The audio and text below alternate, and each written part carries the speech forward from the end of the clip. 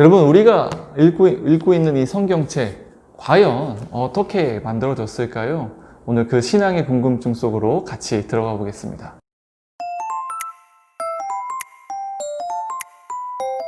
여러분 안녕하세요. 황성민 목사입니다. 오랜만에 이렇게 화면으로 찾아뵙습니다. 오늘부터 우리가 청년 목장 안에서는 신앙에 대한 궁금증들을 영상으로 하나씩 담아 보려고 합니다.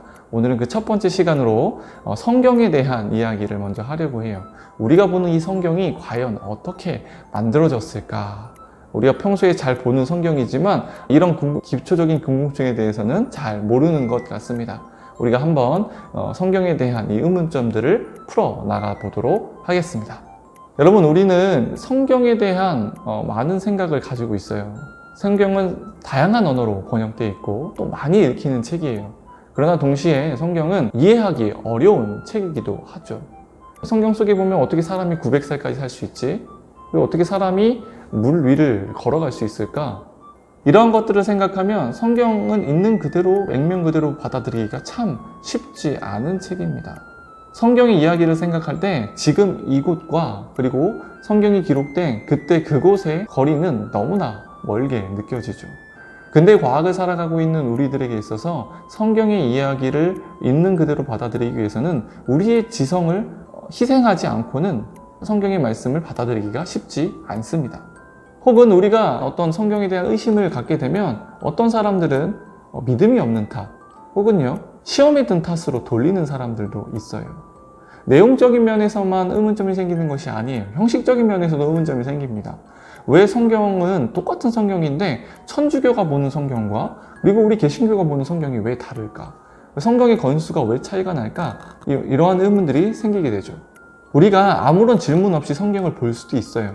그러나 중요한 것은 우리가 이 성경에 대해서 제대로 알고 그리고 올바로 읽는 것이 너무나 중요하다는 겁니다. 교회의 역사는 성경의 해석과 적용의 역사라고 부르기도 해요.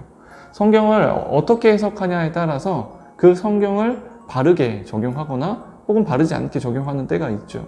역사적으로 성경을 잘못 해석하고 적용하는 때가 언제가 있습니까? 기독교 십자군 전쟁이나 그리고 면죄부 판매 등의 그런 잘못된 성경의 역사도 우리는 분명히 기억하고 있어요. 그래서 우리는 성경을 해석하기 전에 성경은 어떤 책이고 어떻게 형성이 되었는지를 아는 것이 중요합니다. 우리가 하나님의 말씀이라고 하는 이 성경에 대한 몇 가지 오해들이 있어요. 성경은 하나님의 말씀이라고 하니까 하나님이 직접 쓰신 책인가? 라고 하는 오해죠. 그렇다면 성경은 사람들이 만들어낸 허구의 산물일까? 그렇지 않죠. 성경은 살아계신 하나님과 그를 체험한 사람들 사이의 역사입니다. 그 역사에 대한 체험과 믿음의 고백이고요. 그리고 하나님과의 그러한 만남에 대한 기록이 바로 성경이죠. 두 번째 오해는 성경을 역사적인 배경을 바탕으로 하고 있지만 성경은 단순한 그 사실의 수집이 아니라는 겁니다. 그냥 저자가 이거 역사적 사실을 보고 그것을 그냥 수집하고 관찰한 보고서가 아니라는 것입니다. 성경은 해석된 역사입니다. 성경은 하나님을 경험한 그 신앙 공동체와 그 저자가 체험한 하나님의 사건을 자신의 역사 속에서 자신의 언어로 기록한 일종의 해석된 역사라고 할 수 있어요. 그리고 성경은 다양한 형식의 문학이 존재합니다. 하나님을 체험한 사람들이 자신의 언어로, 인간의 언어로 성경을 기록해야 되기 때문에 우리가 사용하는 말과 형식을 들어서 성경을 기록했죠. 그래서 성경 안에 보면 시도 있고 어떤 비유나 상징, 그리고 어떤 논리적인 글, 여러 가지 인간의 글쓰기 형식이 등장을 합니다. 그래서 성경의 형성 과정을 보면 먼저 하나님에 대한 어떤 체험이 있겠죠. 그 하나님의 사건이 있고 그것을 체험한 사람들이 있고 그것을 구전으로 전달할 겁니다. 그럼 말로 전하고 나 이렇게 하나님을 체험했어. 그러면 어느 시점에 가서 그 내용을 기록합니다. 그 단편적인 내용들이 기록됐겠죠. 그리고 마지막에 가서는 그 단편적으로 기록된 내용과 구전들을 모아서 수집하고 편집하는 사람들이 있었겠죠. 그래서 이러한 과정을 통해서 오늘날 우리가 읽는 성경이 형성이 된 겁니다. 그래서 성경은요, 수천 년의 역사와 함께 그 사람이 체험과 그리고 해석의 적용이 함께 등장합니다. 신약 성경에 보면 성경이라는 언급이 나오죠. 예수님도 성경이라고 표현하거나 모세의 율법, 선지자의 글, 시편을 언급합니다. 사도 바울도요, 성경이라는 표현을 사용합니다. 예수님이나 사도 바울이 가르쳤던 이 성경은 무엇일까? 당시에는 신약 성경이 아직 기록되지 않은 시기죠. 그러니 당연히 구약 성경이죠. 여러분 생각해보면 구약 성경이라는 이 이름은요, 기독교인들에게 의해서 붙여진 이름입니다. 예수님에 의해서 새롭게 수립된 약속이 신약이라면 그 신약을 기준으로 구약이라는 옛 약속이라는 뜻으로 이름이 붙여진 겁니다. 유대인들의 입장에서는요, 아직 그들에게는 폐기되지 않은 말씀이고요, 메시아를 기다리는 유대인들의 입장에서는 구약은 아직 폐기되지 않은 약속이죠. 그래서 오늘날 학자들은 중립적인 입장에서 구약 성경이라 부르지 않고요, 히브리 성경 혹은 타나크라고 부릅니다. 타나크는 모세오경, 예언서, 성문서의 앞글자를 따서 타나크라고 부릅니다. 그렇다면 기독교는요, 구약 성경을 어떻게 받아들여야 할까? 여러분, 예수님도 구약 성경을 받습니다. 구약 성경은 폐기된 하나님의 말씀이 아니죠. 그렇기 때문에 우리는 신약의 빛으로 구약 성경을 바라볼 필요가 있습니다. 구약과 신약은 서로의 상관성이 있다라는 것입니다. 실제로 역사 속에서 보면 이 구약 성경을 폐기해야 한다고 주장했던 사람이 있어요. 초대교회의 이단 중에 마르키온이라는 사람인데요. 그는요, 구약에 나타나는 하나님, 공의의 하나님, 정의의 하나님과 신약에 나타나는 이 사랑의 하나님이 서로 다른 하나님이다 라고 주장하면서 구약은 폐기되어야 하고 신약에 있어서 누가복음과 그리고 몇 권의 바울 서신만이 정경으로 인정되어야 된다라고 주장했던 사람입니다. 당연히 그는요, 이단으로 정죄가 되게 되죠.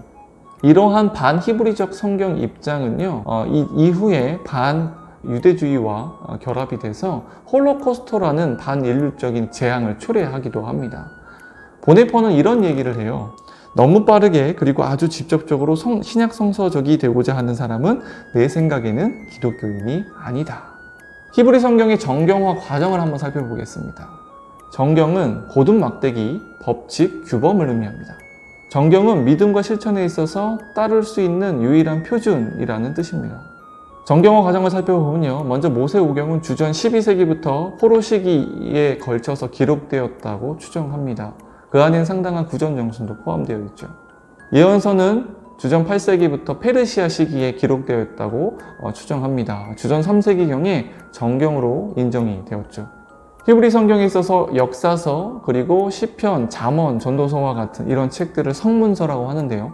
성문서는 기원 후 90년에 얌리아 회의에서 정경으로 채택하게 되었습니다. 물론 그 이전부터 시편과 같은 책들은 이미 이제 정경으로 인식하긴 했는데요. 에스겔, 잠언, 아가, 전도서, 에스더는 얌리아 회의 때 최종적으로 정경으로 확정되게 되죠. 그렇다면 이 얌리아 회의가 뭘까? 얌리아 회의는요, AD 70년에 예루살렘 성전이 멸망하게 되죠. 그래서 유대인들에게 큰 타격을 입게 되는데요. 유대인들 중에 랍비, 요하난 벤 자카이라는 랍비가 이 유대인들의 정체성을 다시 갱신하고 확립하고자 이 얌리아 회의를 열게 되었습니다. 이때 가장 대표적으로 이루어진 일이 뭐냐면 기독교인들과의 분리였어요. 그래서 기독교인들을 유대교인 입장에서는 이단으로 정죄하게 되고요.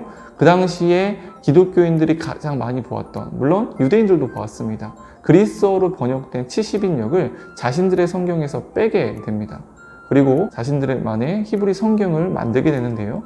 기존에 있었던 39권에서 24권으로 줄어들게 돼요.